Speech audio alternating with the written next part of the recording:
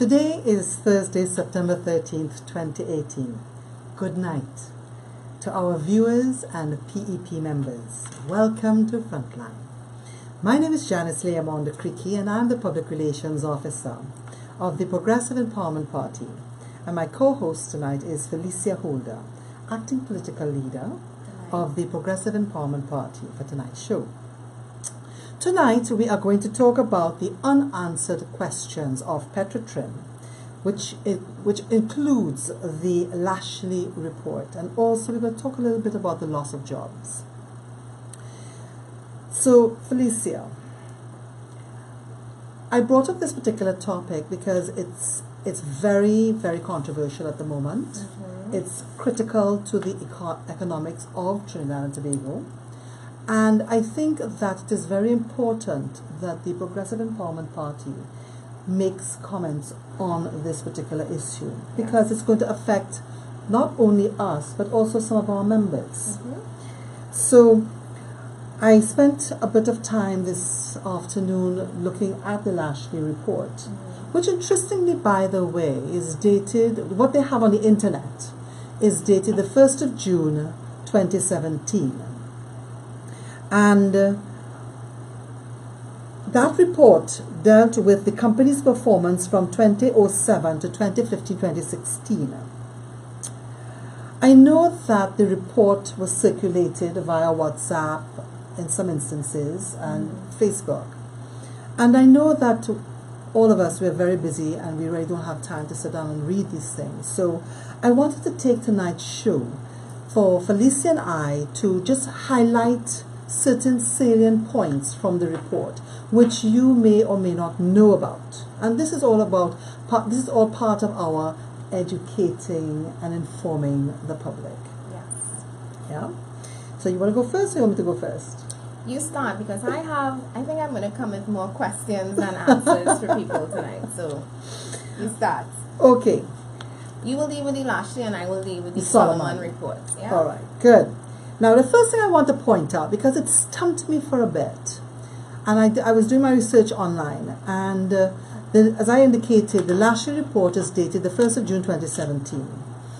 And then I saw where Solomons and Associate did a refinery type report for the company Petrotrin, and they presented that in November 2017.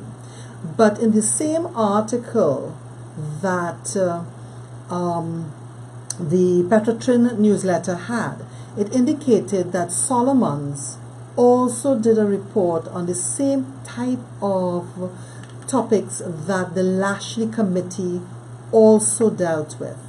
And that stumped me, because I'm thinking, you have a Solomons report who has just told you all the deficiencies in your organization, and then you come and you appoint a committee to do another report. So is it then that you're saying that you did not trust the Solomons report, which you spent about close to $7 million for, and that you wanted to verify some of the content by your own people that you have put in place to do your own research? Which one is it? Because for $7 million, that's a lot of money. But, and another question, and I said this, I had more questions and answers, right, is that we did a Lashley report, yes. We did a Solomon report for $7 million, yet the recommendations of both reports were disregarded. Right. So why go Very through important those two that. reports when the recommendations and the strategies that they recommended that we implement were totally ignored, and the board made their own decision? That's the question that I want to discuss. That's a very tonight. good question. So let's go through some salient points. Petrotrin over the years has operated in a state of confusion. Now, all what I'm going to be reading to you, I got from the report. So this is not Janice Creaky making up stuff about Petrotrin. Petrotrin over the years has operated in a state of confusion, and it is in a very fragile condition today. The company lacks a clear purpose and identity, which has caused it to at times engage in activities that are not consistent with professional practices of a commercial enterprise. However, Even though the prevailing oil prices in 2012, 2013, and 2014 were well above the prices available in 2011, and those projected given were many experts is what many experts predicted as the medium-term outlook. The return on assets and the return on equity declined in those periods. This would suggest that there are other factors contributing to the increasing annual operational expenditures and eroding the company's margins. These include inefficiencies in operations, poor management of shift personnel and high overtime, poor asset integrity results in shutdowns and loss of revenues, inefficiencies in risk management, increasing debt, weak project management skills, inventory management, and low productivity, among other markers of underperformance. Whether in periods of high or low oil prices, the model of operations is not sustainable. Petrotrin also owes the following. The company owes the Board of Inland Revenue taxes related to the monetization of crude oil. It currently owes the Board of Inland Revenue, it's a very large figure, which is about 1.2 billion, comprising Petrotrin profits tax and supplementary petroleum tax. Furthermore, the confusion of purpose has led to a collapse of governance, a lack of transparency in performance and accountability, resulting in the company's performance falling to the bottom of benchmarks of comparable companies in the industry. It would be fair to say that benchmarks of companies in the industry are not entirely comparable, as the purpose and focus of the competition is largely clearer. Further, impediments to the company's commercial success has resulted from frequent changes in board and management. This is not in alignment with an industry that has long-term horizons.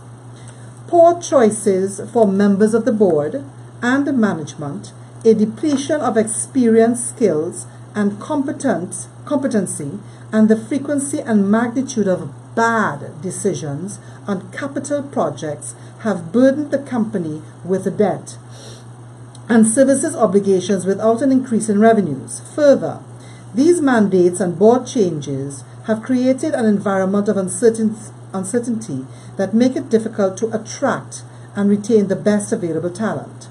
Petrotrin has significantly underperformed over the years, and given the current economic realities of Trinidad and Tobago, it has become necessary to review the performance of the company with the objectives of reducing its dependency on the state and creating value for present and future generations of the country. While management has the responsibility to organize the available resources to achieve set targets and oversee the day-to-day operations of the company, as a state entity, the ultimate control has rested with the government. Appointing the board of directors has been just one element of control. However, the process by which the boards have been appointed is viewed as detrimental to effective governance of the company. For each change in government, virtually the entire board of directors changed. That situation resulted in 1. Little room for continuity and planning successful projects beyond a 5-year horizon, creating an unnecessary disruption of business strategies, a lack of consistency in strategic direction, a lack of corporate governance experience and skills, poor decision-making, loss of institutional memory, power distance between policy, strategy, and operational management, loss of confidence and instability, constant challenges for its engagement with major stakeholders, including the representative trade union, and a loss of morale among the employees. Simply putting more money into the company will not resolve the problems unless the company has the right governance model, the appropriate organization structure, and there is confidence that its employees are capable of properly leading and managing the organization. Now, based on all of that, the last year report made 2 recommendations. 1, governance arrangements. The members of the board of directors are selected through a process which provides for comprehensive and transparent input and feedback from key stakeholders to ensure that members possess the relevant experience and capabilities to address priority matters critical to the transformation and sustainable development of the company. Petrotrin adopts a policy whereby the board of directors' terms of office are cycled in such a manner as to ensure at all times there is continuity of membership of at least 50% of the board. Now, when you get rid of a whole board after a 5-year period, what it is you're doing? Not getting rid of history and decisions that would have been made from before. And exactly what the report said, you are basically disrupting the continuity of the business. Correct. And I want to approach this topic from a very knowledgeable place today, because not many people know this, but I work in the oil and gas sector. And I know very much about business continuity, about maintenance of assets, about everything that led to the failure of Petrotrin. Basically, I saw it coming, as did most Trinbagonians. Correct. And I saw where it could have been prevented, and I saw that whole board issue, and I have to say, I actually know of a member of the board. He's 30 years old. Does that shock you? He's 30 years old. He was appointed because his father is a friend with Keith Rowley. And when the PNM government came into office, he was basically appointed. Now, this information is insider information, but it is factual. And it's one of many issues that we know that is wrong with Petrotrin. Because come on, how can you have a 30-year-old with no experience other than being connected to a government, to the Prime Minister, be put as one of the sitting members of the board of a state-owned, the largest owned state company, that where our revenue is coming from. So that was just one of a series of very poor decision making, and I can't wait to get into all of the reports that we both looked at today. Now, this does not also just apply to Petrotrin, because if you will recall, we had an ex-cop policeman who was made chairman of TSTT, which is a telecommunications company, and one would have thought that they would have appointed someone who would at least have had some sort of telecommunications background, who would have been able to assist in the company improving its performance. And then you put a contractor, businessman, to be chairman of the company. Well, do you think that would explain why the company is floundering right now? I think it is one of several reasons, and to me the blame rests squarely on the shoulders of the government, and not just this government, every government in the past that has seen what is happening with Petrotrin and allowed it to continue. Because these issues, I listened right before we did this actual Frontline episode, I went back to all the files on Petrotrin. I was listening again to the Prime Minister's address to the nation last week, where he documented from the 1800s go forward, and I believe the early 1900s, just instances of Petrotrin being, the genesis of the company, which is now Petrotrin, being viewed as not profitable. And all back in the 80s and stuff, you were hearing instances where the company was not making money, even in the oil booms. And I have to wonder, why was this company, which is operating in the middle of global oil booms, a company that is failing? And how is it that Petrotrin has been a failing company for so long that nobody saw anything that could have been done? There was no intervention. Nobody saw that we could have put preventative measures in place. Where, again, like I said, I work in the energy sector, and people, one of the things they blame is the high overtime by Petrotrin workers, which cannot be the only reason why the company is floundering. And also we have differences in reports, because the OWTU is saying that the operational costs, salaries only account for 10% of the operational cost, whereas the Prime Minister is saying that the operational costs exceed revenue. So we're having a disparity in information here. But thinking about that whole overtime scenario, one of the first things that you look at in terms of cost optimization in the energy sector is being able to cut down on overtime. Overtime should be something that is critical, and it should not be happening for work that is non-essential. So a job that is supposed to be finished in 4 hours should never be extended to 2 and 3 days. So the fact that we do not have processes and procedures and people actually policing and managing these things is something that I said put squarely on the shoulders of the government, because I'm assuming that every year Petrotrin should produce an annual report in terms of the stats, in terms of revenue, and nowhere, no government saw that this was happening. And I have to comment on this, that the gasoline optimization project that was, and I wrote it down here, oh my gosh, it was carded for $350 million, which is the equivalent to 2.45 billion TT, so it's 350 million US, and ballooned to 1.8 billion US dollars, or 12.6 billion TT, which is a cost of over 6 times what it was projected. And I listened to the Prime Minister in this report, and he said he started off by saying that previous administrations, and I had to go back into the history books, because in 2005 the PNM government was in power, or was it the UNC? Somewhere between 2005 and 2013, when the project was completed, PNM was in office. So you're trying to tell me whether or not he was the Prime Minister, he was a part of a party who was supposed the current to be government at the looking time over Petrotrin, and you're trying to tell me that nobody saw these warning signals, nobody saw that Petrotrin was heading down to make an intervention. There's just, like I said, too many questions and not enough answers about this Petrotrin issue. Yeah.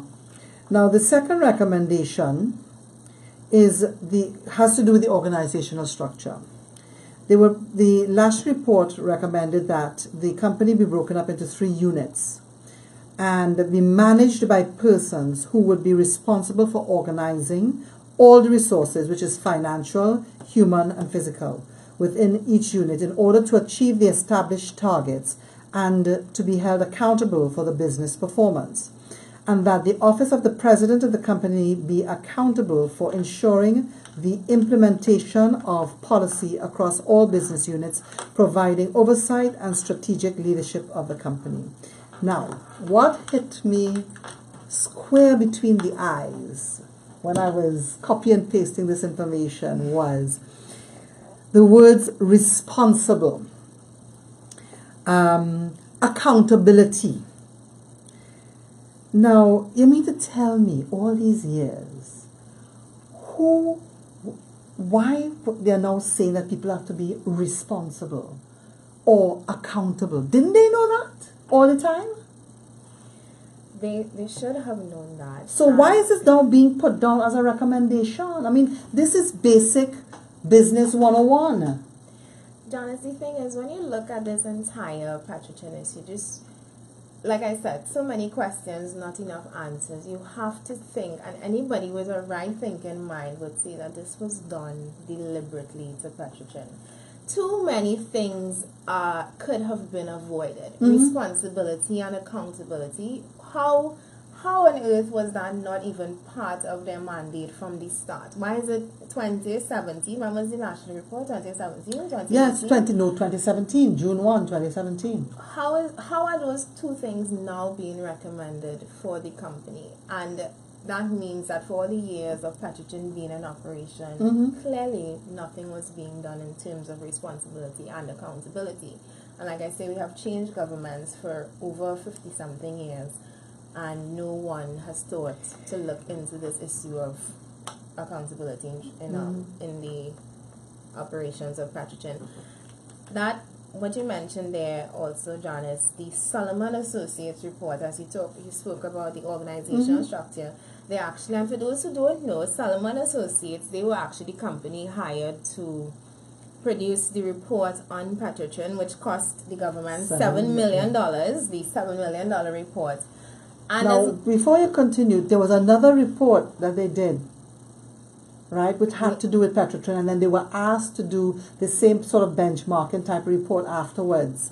So I'm wondering whether that 7 million was not just for the benchmarking report. It also included the previous report that they were asked to do. Is that the Lashley report? No, Solomon. There was another one? Yes. And this was indicated in a newsletter that is online that Petrotrin puts out. Well, that's interesting because if you Google Solomon, and I'm familiar with this company, they're actually #1 benchmarking company in the entire world. And the comparison that they did was to actually some refining companies in Latin America, and they found that the labor for Petrotrin was 30% higher than any other company in the world. So again, in Latin America. So why again did it take a report for $7 million to tell us that we were operating over the cost that we should have been operating at? And the actual recommendation, which it boils down to, nobody recommended that Petrotrin be closed, by the way. Correct. And if you watch the Mark Bassant report, which I encourage you to, it's not very long. It's about 5 minutes. It's a 2-part series. I think there's supposed to be a part 3. Both the Solomon and the Lashley report recommended that the refinery remain in operation, but however they reduced, they restructured, they reduced the cost of operation, they reduced the labor, because I mean a blind man could tell that there were just too many people working in Petrotrin, too many people responsible for the same jobs, and actually, in terms of the skilled labor that you needed to run the critical issues in the factory, the refinery. In 4 years, they found that 20% of the labor force was actually going to retire. So there was no clear succession planning, which again points to clearly this was deliberately done to run Petrotrin into the ground. Yes, it's unfortunate. I remember somebody telling me once that he had the opportunity to work at Petrotrin, and he just shook his head and he said, Janice, Petrotrin was like a piece of meat that was being feasted on by cobras. That is how he described the company. He said just so much wastage. Yeah, and bubble that went on. I knew someone who was actually a security guard in Petrotrin, and apparently there is no job. Remember long ago they used to say the job you want to work at is TSCT? Yeah. Because from the cashiers to the main That's right. cheapest job inside there was apparently $6,000 or something. The lowest paying job, sorry. Clearly now it's Petrotrin, because this guy, he was a security guard, and he was so happy because it meant that 1, he was making overtime, and 2, his salary was clearly high. But again, salaries is just one part of the mismanagement that was allowed to continue. And it started from the top. Definitely. From the board of directors, come right from down. From the 50-year-old board executive go down. Well, I mean, when you take up someone who is known for running a computer company, doesn't have a clue about the energy sector, and you put him there as chairman, what do you think is going to happen? It's exactly what they intended to happen. I am sorry. To be run to the ground. But, you know, I am having worked at also at a level where I had to deal with board members and board minutes and things like that. And I worked at BP, I worked at British Gas at the time, and I mean the level of efficiency that they had there was phenomenal. Yes. You know, and to allow something like this to happen in Trinidad, where we expect to get revenues from the refinery and so on to supplement the budget, because budgets are supposed to be read sometime either this month or next month, right? So I am waiting patiently to find out where they're going to make up this shortfall if they do in fact sell the company. Yeah, and that's what I was because wondering. They're shutting it down. I listened to the Prime Minister say something about, we're going to contractors, etc. And it's very vague things that he's saying. Very because, vague. I mean, 2,100 people on the breadline is not small money. That is not a small amount, because those 2,100 people are going to now impact a couple other thousand people who supply food, who supply transportation, uniforms, equipment, they are all going to be impacted. So where are we going to find this money to make up this deficit? And another question, like I said, more questions than answers. In his report, he said that the money that we have been spending and pumping into Petrochin for the past couple of years has actually impacted the schools being opened, new infrastructure, that we have no medicine in the hospitals because of Petrochin, that we have no hospital staff, and all of these things that he's pointing out, which apparently were due to Petrochin operating at a loss and operating inefficiently. Right. So my question is now, are we going to have more hospital staff? Are we now going to have medication in the hospitals with the shutdown of Petrochin? I don't think so at Are we all. going to reopen schools? Are we going to build new schools? And he mentioned that projects had been at a stop. I didn't see that happening though. The interchange in Curepe is continuing. Right. We still went ahead and bulldozed the Aripo Savannah last year to build the highway to nowhere. And I think also very important is that they're talking about spending $1 billion in giving gratuity to the employees. Where are you going to get $1 billion from? And they have people not getting the salaries right now. You're asking that question, and I'm asking. They're saying that we need how much to save Petrochin? $12 billion. That the same money that we spent in cost overruns to build that gasoline project, the gasoline optimization program. GOP. $12.6 billion. $12.6 billion of balloons with the same money that we need now. Add that to the sulfur plants and all the other projects that they started that went way over in terms of cost. We could have saved that money, Janice. This did not have to happen to Petrochin. And I think that to me is for citizens, and not just myself, is the main reason that we're so angry and so upset. People have been seeing what was coming. I remember someone saying to me some years ago that Petrochin was a hazard waiting to happen. Yes. That the structure, the maintenance, corrective maintenance, reactive maintenance was not being done on the facility. Yet we were spending money to pay companies like AV Oil $100 million, which Franklin Khan said we're not going to get back and they're not going to pursue. You saw that? Yeah.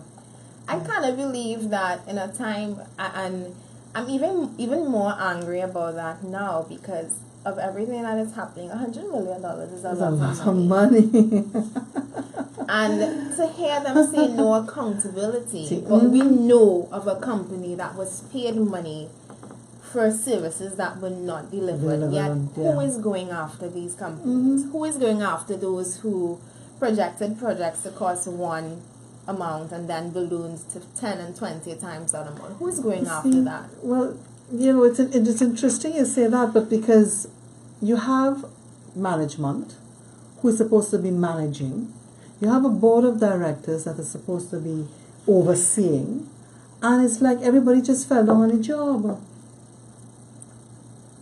So now the citizens are going to have to end up paying for this. And I think that I'm trying to remember when a company goes under, because the refinery is shutting down, and you had a board of directors that dealt with that, right? They are supposed to be blacklisted to be board members in other organizations. And that's not going to happen. No, it's not, because it's all about who know who.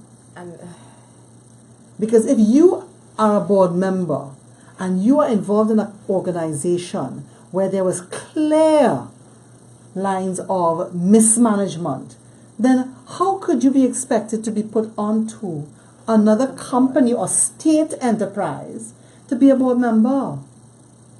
It would be interesting to see where the current board members, where they're going to end up. The thing is, you don't have to worry about those people because their nests are feathered and I know. they would be properly well I know, but you see, it's like taking something from here that didn't work out and you're putting it over here. And expecting results. Yeah. Right? And the people who are working to to try and earn a living going to probably end up being out of jobs as well because they're just not capable of managing the organization. There's also Right? that issue, that article that came up that said Petrogen made a profit this year. Remember that? Well, that is what the Minister of Finance said. And everybody was clapping and bowing in the desk. June, July, August, they announced that they were going to close the refinery, right? Yeah. So what changed? What is the real reason, right, for shutting it down? You know what I find is that the people are being treated as little children. Yes. Don't ask questions. Do as you are told. Right? But do they understand that we put them there? They work for us, but the people. The worst part of Janice is that previously we would not have had this information. We have now access to all forms of media. We have the Solomon report, we have the Lashley report, we have the reports from the OWTU, we have history that's showing us where we bad spend and mismanage. And we have a right to ask these questions. Of course have a we right do. as citizens to question, why now? Why shut down the refinery now? And if a company is turning a profit, how could they be making such a loss to make all of a them sudden unprofitable, to make them shut down? Especially when gas prices went up. Especially when gas prices went up. But Petrogen, they deal more with the oil though. But even then though, you still have to wonder why now, and why all these unanswered questions. And if it is that this company has been unprofitable for this long, why was it allowed to continue? Yeah. And those are things that will continue to boggle me as a citizen. And those are the things that we want answered. When I protested last week Friday in front of the Prime Minister's office, it had nothing to do with the back in the trade union or being a bandwagonist. It had to do with me as a citizen seeing all the plays by government, understanding, because I can read, I can interpret, I can comprehend, and I can see that they are clearly just mismanaging almost every aspect of this country. And for everything that the Prime Minister blamed on Petrogen, I want to see if it's going to work now. I want to see if national security he blamed on Petrogen. Really? So is it that crime is going to go down now? Oh, really? Is it that we're going to get fast turnover in the hospitals? I don't understand it, and it's frustrating. And I have to say, every day, as a citizen of this country, I feel so frustrated, Janice. I try to not live with the negatives, and I try to find the happy moments and be positive. We have a beautiful North Coast. We have a lovely Azurite Center. We have fauna. Yes, and my dear, but we have that everything. doesn't help. We have everything, yet you get up, and like I say, from the time you open your eyes and you hit the road, you just have to face it all over again. You wake up, you're driving on the bumpy roads. You make your way to work, you work at a job, you come home, you drive back in traffic, and it's just a frustrating experience. You listen to the news, who gone missing, what's shutting down, and it's just a frustrating thing to live as a Trinbagonian right now in this country, because you have to wonder what going right. I think I need to start watching sports or tune into the sports because clearly, as it pertains to mainstream news, etc., and headlines, it's too depressing. I need to get involved in sport or something. Find something where we have a win. Olatunji, oh my God, thank God for him. 2 weeks ago, no, listen, that man, his what is it he's on? X Factor. X Factor. That was the one ray of sunshine on this depressing, damning country called Trinidad and Tobago. I swear to God. Yes. I held on to that like a life Did you notice raft. he was wearing orange? He was wearing orange, people. The color of hope. That's right.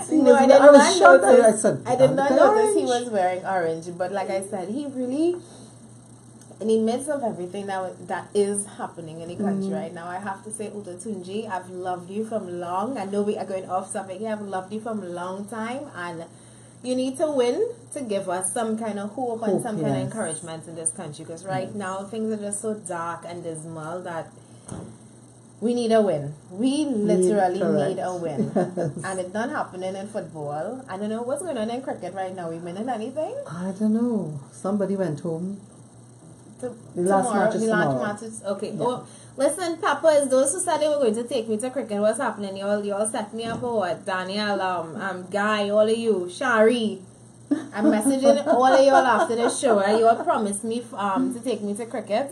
Did I say football? No, you all promised to take me to cricket, and I want you all to live up to that promise. Because like I said, I need some kind of reprieve from the madness that is this country right now. But back on track. This issue. Did you see that the Solomon report actually recommended that they sent home only a little over 800, whereas the board recommended 1,700 people? Yeah. Why would you spend all of this money for a report and then let a handful of people make a decision that is completely contrary to what was reported? Well, that's a very good question. Because you have to ask yourself, what is the motive? I mean, we have been hearing all sorts of stories on Facebook, and you really have to wonder, what is behind it all? What's the whole secrecy? Why are we not being told what went on in Venezuela, for instance? What is this? Why is secrecy? That's why the Progressive Empowerment Party has to become the next government. You know why? Because we are going to go after and get all the facts and present it to you. Because there are a lot of people out there who say, but I don't know what you're talking about. How is it that, the country's going to be worse? But they don't understand. And it's only when we start presenting the facts and figures to you, the citizens, will you then understand just how badly treated we are being, or I should say, badly abused, that we are being done by the current government. We are the stakeholders and the shareholders of this country. That's the right. fact that the Prime Minister is making a secret deal is preposterous, and I cannot believe. And again, this is where the frustration comes, because you see things happening, you see things coming at you, and you feel as if you can't do anything. There's nobody to turn to. There's nobody to turn to. On Monday, was it Monday or Tuesday? When did we have our meeting here in the office? That was Monday? I think probably so. On Monday, I got my vehicle wrecked. And yes.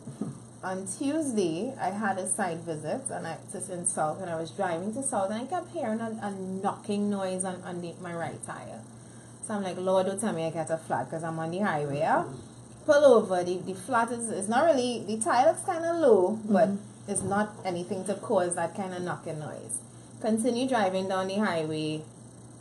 Every time I accelerate, it starts again. So at 60, I could only drive at 60 miles an hour because I'm hearing this knocking. Now I'm overdue for a service, so I'm saying, Lord, look how I take long to service my car, and something fall off, my bearing or my axle. I don't know what is what, but something clearly wrong. I eventually had to pull over again in a gas station, the nearest one I could find, because it was just too loud. When I did manage to, I say, okay, it's not the tire, let me check under the car. Near to the tire, there's this, what I guess is the underneath of the bumper. Right. It's dragging on the ground, and the nail the screw that's supposed to hold it in is hanging on a thin piece of thread, and that is the knocking that I'm hearing. That the bumper itself actually dragging on the underneath of the car. Of course, the only time that could have happened was when the police towed my car. And bring on the frustration, because who do you turn to when something like this happens? Who do you complain to? Do I go to the police and say, hey, y'all mash up my car, they're going to watch me and blink, okay, file a police complaint, and then what, 2, 3 years, 4 years, 5 years? Nothing. I have a cousin who's in court now for 12 years for an incident that happened over 12 years ago. Wow. And these are the things that happens in this country that's designed to frustrate you. So you know what, something happens, I will leave it, because I know the process I have to go through. It's just like this Petrochan thing. Yeah. A lot of people seeing what is happening, they're not happy with it, but they feel as if there's nothing that you can do.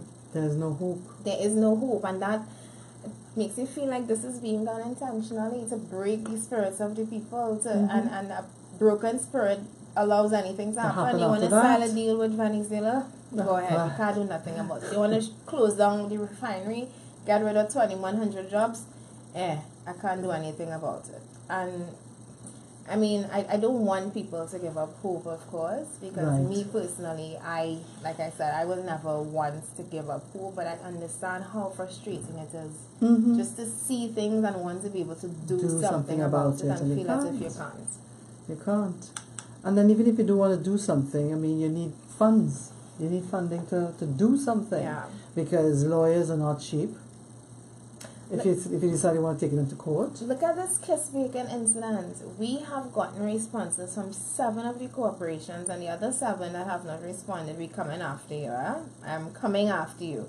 You have 30 days for that to respond to the FYA. Is more than up. We have gotten responses from 7 corporations saying that they do not have, that Kiss Bacon Company, /Quelo, does not have permission to vend at the side of the road. Yet every morning when I leave for work, I'm seeing Kiss Quelo bread on the side of the road vending. Have they gotten permission yet? No. But you know what's interesting is the hygiene. Where is the Ministry of Health? Where are the health inspectors? Because you have this chap. I remember when we went to do the interview in Belmont, and the guy was now setting up his stuff. You don't have any toilet facilities. Where is he going to do what he has to do?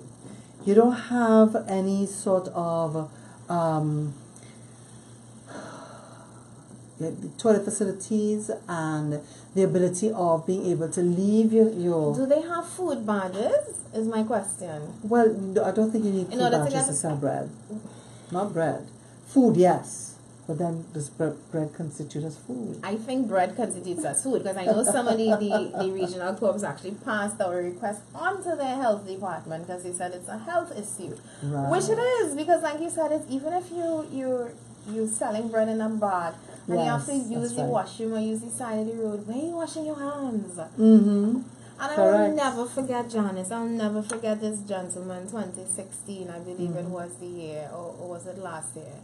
That man who used to make his carvings around the savannah. People, if you don't know this gentleman, I never knew his name, but he used to take pieces of wood and not wood that you buy from a hardware, wood that fell from trees, and he would actually carve different things out of it, and it was so up. I remember looking at it when I drive home from work and saying, oh God, it's so nice, I wish I can get one, because it's so original, so creative. And I'll never forget when the city police went one evening and just threw away all the man's art. And when I think of Kiss Quelo being allowed to vend at the side of the road, and this poor artist was clearly struggling to make ends meet, you're selling at the side of the corner of the savannah, it's not fair. It's not fair that these large corporations, and I know you and you know me, I could get away with doing things, and me, the small man, I have to suffer. And where is the accountability? Correct. Where is it? Correct. Not only that, you know, they also have when it's raining, there's nowhere for them to go and shelter from the rain. They have to stand up there in the rain and continue selling the bread. I've actually seen one of these guys do this, and I felt so sorry for him. Helping young entrepreneurs, oh please.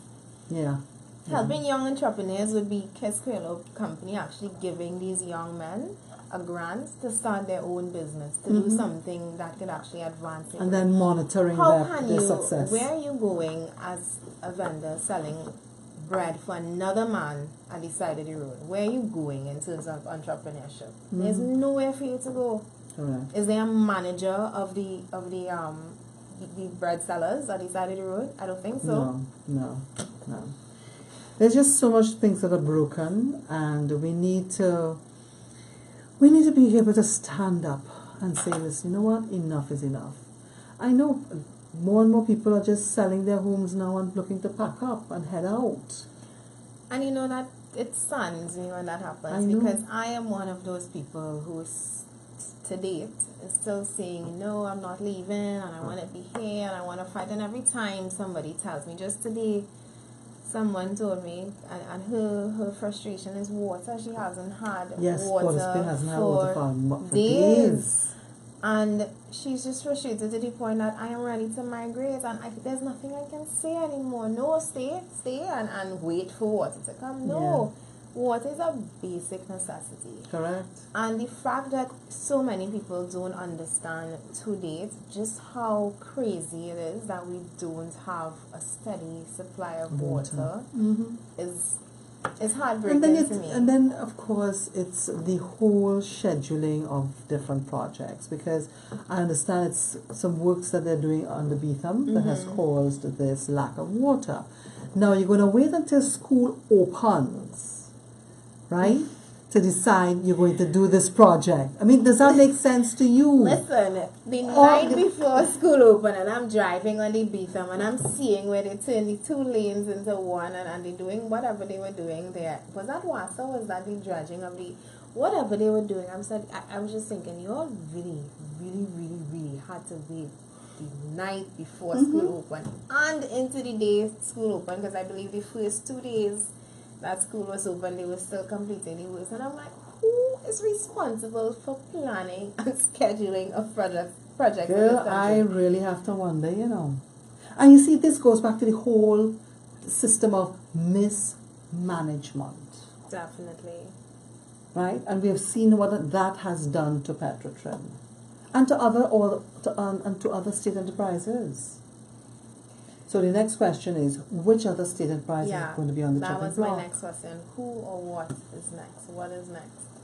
We are closing down the largest income earner for the country at the moment. What are we going to do next? And people saying that what's next? Wassa, TNTech, all of these other companies, if you check out their debt, it's huge. Yeah. TNTech owes billions. Wassa owes... Yes, but do you know who owes those companies the most money? The government. Thank you. That is also a problem.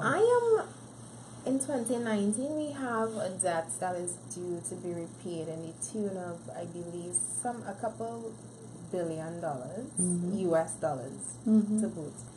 And it's going to happen in the PNM administration, and I want to see how many meetings blaming the UNC can they do before they realize that we are literally deep in shit. And our public sector debt is just so, it's astronomical when you think about it. Wassa owing TNTech owing Wassa. And I'm like, between all of these companies, how much debt is really floating around? And you get the idea that these companies have just been operating with, boy, you know what, let me just use the profits that we make this year, forget that debt, let it roll over. And it's just been rolling over, accumulating to the point that there's no return. Yeah, I remember when I was at, I started off with Telco and then TSTT. And as I said earlier, that I was at a level where I used to be typing the board minutes, right? And I would see where, you know, the various ministries was owing the company millions of dollars for telephone service. And like every time you go to them, it's some story. And of course, the debt will just be rolling over and rolling over. And as it's rolling over, it's getting bigger and bigger and bigger. And like nobody wanted to address. Or if you did try to address it, you were shut down. Yeah. Right? So, again, the fact that, you know, you have all this money being owed, you have to kind of wonder, again, there seems to be some sort of mismanagement going on. And it's not just now, it has been going on for years. And we as a nation, the citizens in particular, don't seem to be able to have the willpower to get up and say, this is crap, what's going on? And that is why I encourage people my age and the younger generations to really look past, and I see we're running out of time, but I really want to encourage you, and this is my message to the viewers tonight. Young people in particular, and we have a youth open mic coming up in the 20 seconds, so I want to see all that. Young people in particular, people my age, we really, really need to look past this whole PNM UNC. My auntie, my granny, my mother, my uncle used to vote for PNM, my auntie used to vote. We really need to look past it, because you know what?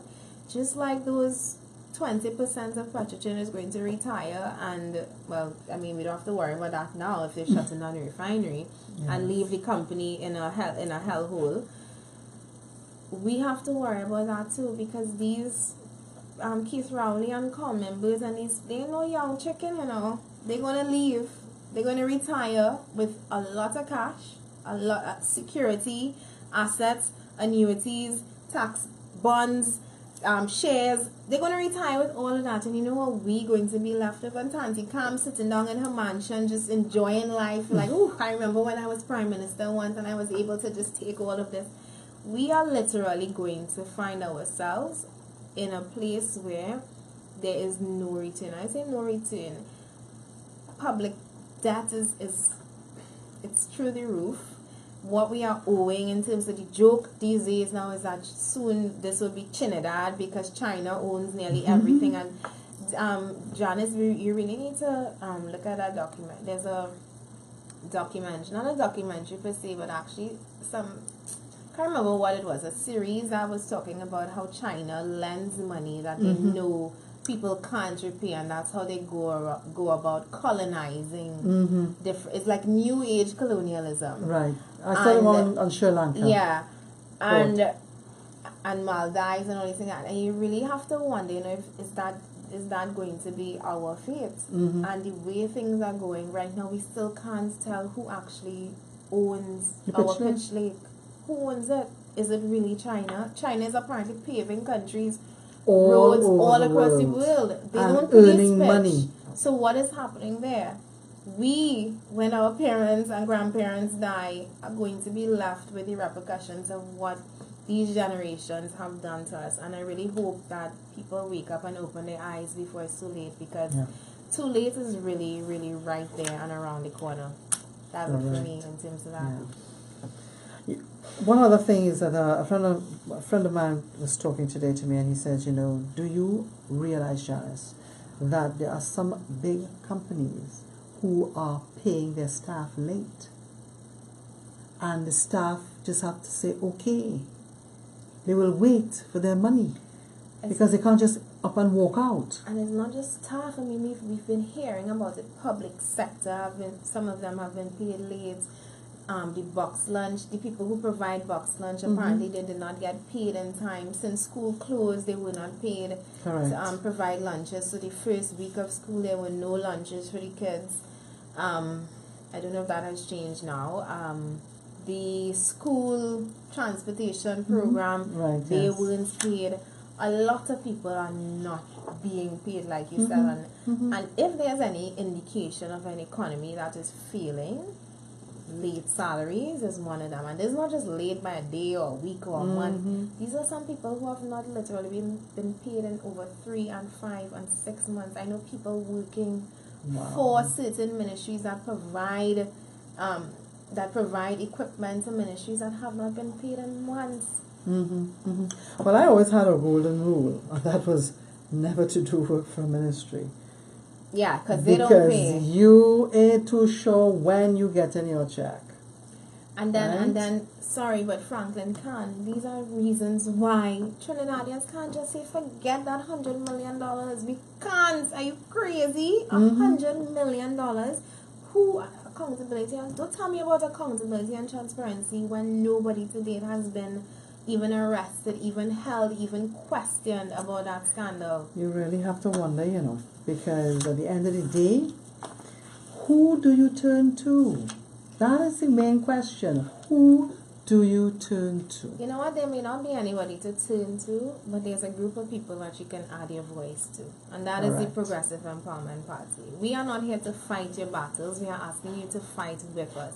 Petrogen belongs to you as much as it belongs to me, as much as it belongs to Janice, to our cameraman, to Tony in the corner. Yeah, calling you out, Tony. It belongs to all of us. To be in despair and despondent is not the answer. I know that is the first immediate feeling. But come and add your voice to the conversation. Yes. Janice is going to invite you to come on this Saturday anyway. Yes. But before I do that, question. Have you gotten your barbecue tickets as yet? What are you waiting on? Really, and what are you waiting on? Did we tell you that barbecue is now going to be a karaoke competition? And wow. I'm going to be competing with Philip Edward Alexander. I think I've heard that he sings like an angel, so let's hear. Really? No, Wow. I'm just talking. Well, I shall have to start brushing up on my songs. But he was pushing for the karaoke, so let's hear him come September the 29th. So those who have not gotten their tickets yet, 769 come in line with us. I'm going to post that number in the thread. Call this number for your barbecue tickets. We are selling. You can, if you are not here and you want to donate to one of you needy and homeless persons, please, we encourage you to do that. We have a PayPal address which I will paste in the chat.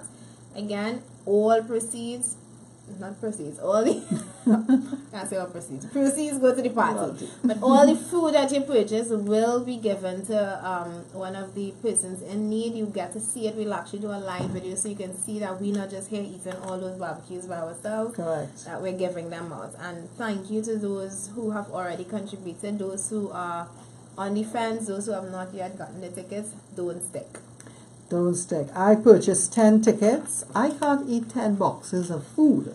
So what I plan to do is to give them out to members of my family, so at least they don't have to worry about cooking. And it's El Peco's barbecue. You know El Peco's food is the bomb. So that's right. Come and eat some barbecue.